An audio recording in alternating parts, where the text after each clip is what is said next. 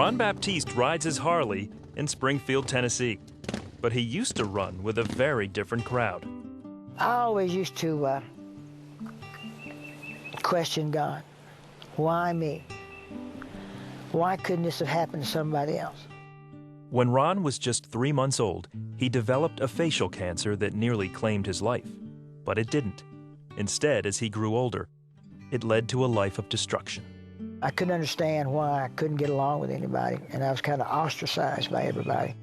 He spent the first 6 years of his life in hospitals and experienced a lot of pain during surgeries as doctors tried to reconstruct his face. They brought me out of the hospital environment and immediately put me into elementary school.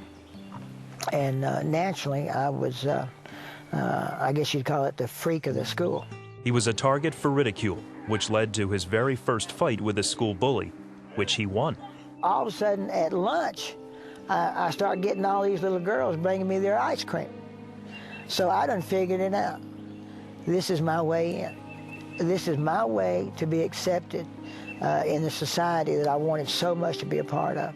As Ron grew older, the fighting got worse. He even began carrying weapons to school. Violence is like a, it's like a drug. It's an adrenaline. You get used to that adrenaline and you like it. And then all of a sudden your body needs it. Soon, alcohol and drugs joined his list of addictions. Before long, he landed in prison.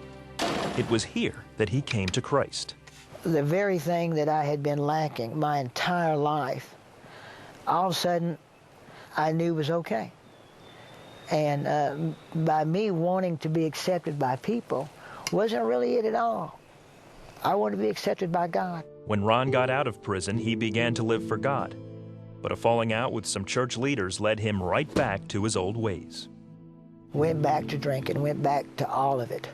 And matter of fact, I ended up being far worse off than I ever was before I ever got saved. Ron met Cricket, the woman that would eventually become his wife. Drugs and alcohol became the center of their relationship, and before long, Ron found himself wrapped up in even more violence. One night after a fight in a bar, a man walked up to Ron and gave him $50 for beating the other guy up.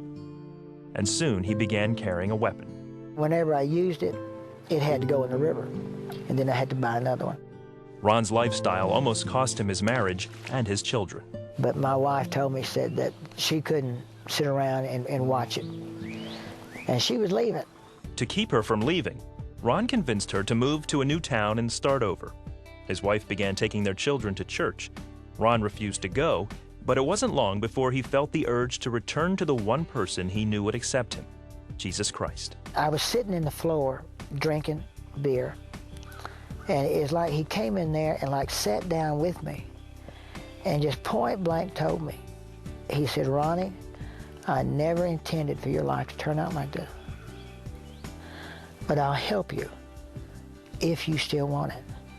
Ron decided to make a change. He got up, poured out his alcohol, and flushed all his drugs. I told the Lord, I said, "Father, if you'll take me and forgive me, I'm going to clean myself up here. And I'm going to do everything I can to serve you. You don't have to do anything for me. Just forgive me." Ron began attending church with his family and walked away from the drugs and alcohol, knowing God had completely delivered him from his addictions. As he began to dive back into the Bible, he learned how to overcome the anger he had spent his entire life dealing with. Today, he is the pastor of a motorcycle church, complete with a custom-made Harley pulpit and blue jean choir. His goal is to help others get out of the lifestyle he left behind. Just because of some things that you've done, God he didn't stop loving you. He hasn't turned his back on you. God's waiting on you. God wants to heal you, restore you, and bring you back to where he's always intended for you to be.